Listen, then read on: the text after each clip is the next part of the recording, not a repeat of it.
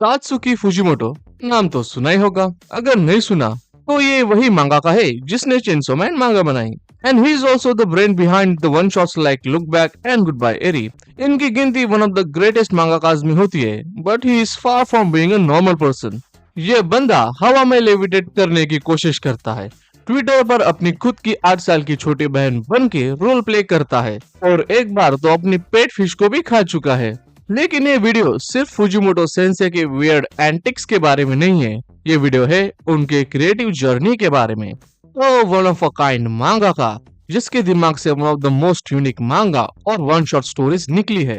अगर तुम chainsaw man anime और रेजी आर्क मूवी देख चुके हो, प्लस इसकी मांगा को भी फॉलो कर रहे हो, and now you want to explore other works of Fujimoto sensei, तो मित्र तुम बिल्कुल सही जगह पे आए हो। और इस जर्नी की शुरुआत करने के लिए फायर पंच से बेटर कोई जगह हो ही नहीं सकती।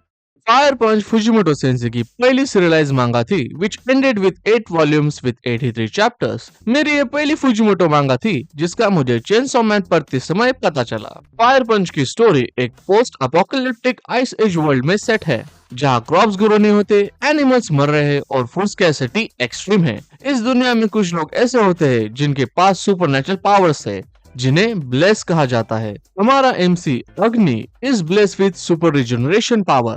हर दिन वो अपने हाथ काटता है ताकि पूरे विलेज को कुछ खाने को मिल सके। हाँ, मुझे पता है कि तुम अब क्या सोच रहे हो, लेकिन ह्यूमन कैनिबलिज्म तो नॉर्मल चीज है फुजिमोटो की मांगा में। फिर एक दिन अग्नि के विलेज में कमांडर डोमा आता है, और जब उसे इस ह्यूमन कैनिबलिज्म के बारे में पता चलता है तब वो पूरे विलेज को जला डालता है। हाँ, अग्नि और उसकी इमोतो चान को भी। पर प्रॉब्लम ये है, अग्नि जलता रहता है। Because of his regeneration power वो मर नहीं सकता।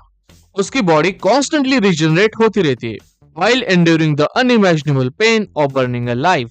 इस जलते हुए दर्द की आदत बनाने में अग्नि को लगभग 10 साल लग जाते हैं, और फिर वो कसम खाता है to avenge the death of his little sister. और ये सब सिर्फ पहले चैप्टर में होता है।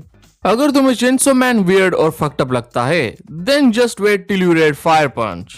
इसमें फुजिमोटो सेंसे तुमको विदाउट एनी रिस्ट्रेंट्स फील होंगे। This manga shows you the worst that humanity has to offer and questions where morality stands।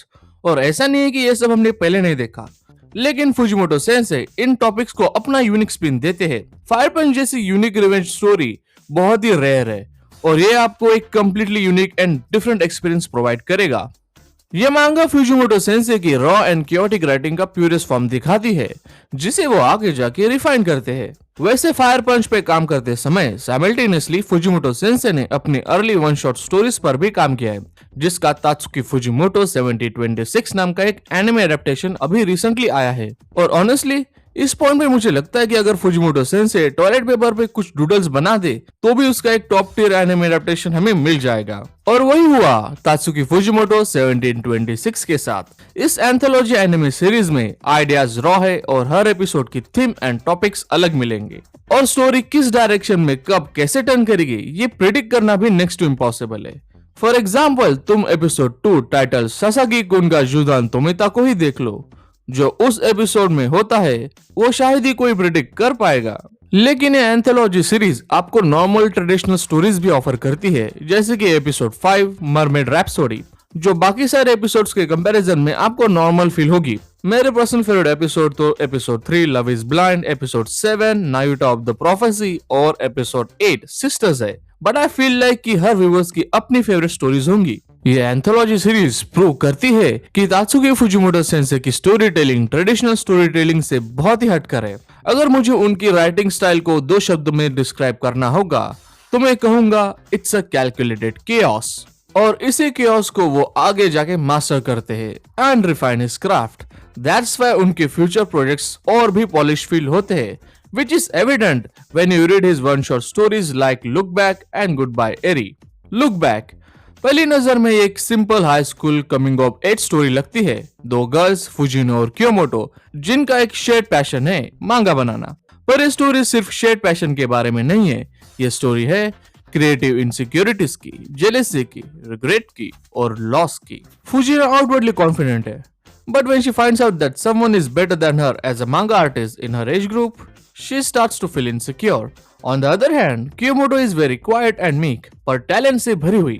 But her talent is nurtured by hard work. And when these two girls meets for the first time, Kyomoto Fujino को अपना idol बताती है और उसे मांगा genius भी कहती है. And this shocks Fujino, क्योंकि जिससे वो जेलस एंड इनसिक्योर थी वो उसे एडमायर करती है.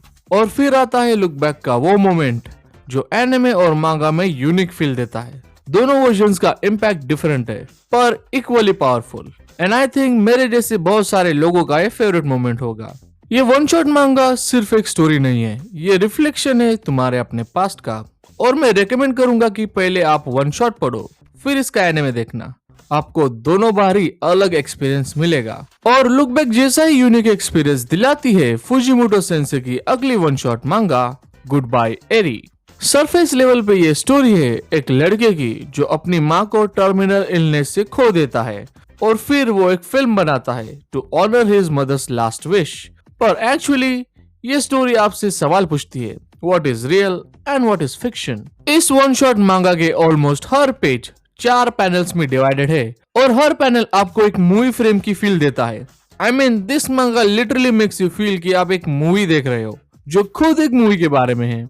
I won't talk too much about this one shot manga क्योंकि इसके बारे में जितना कम पता हो उतना ही बेटर है. बस इतना कहूंगा कि फ्रेश माइंड के साथ जाओ गुड बाय एरी को पढ़ते समय because this one shot manga will surprise you and it will give you one of a kind experience. Tatsuki Fujimoto एक एग्जाम्पल है कि ग्रेट ऑथर हमेशा सेफ नहीं खेलते. वो रूल्स तोड़ते हैं, रिस्क लेते हैं और उन्हें कंफर्ट जोन में रहना बिल्कुल पसंद नहीं. सुन रहे हो डफा ब्रदर्स.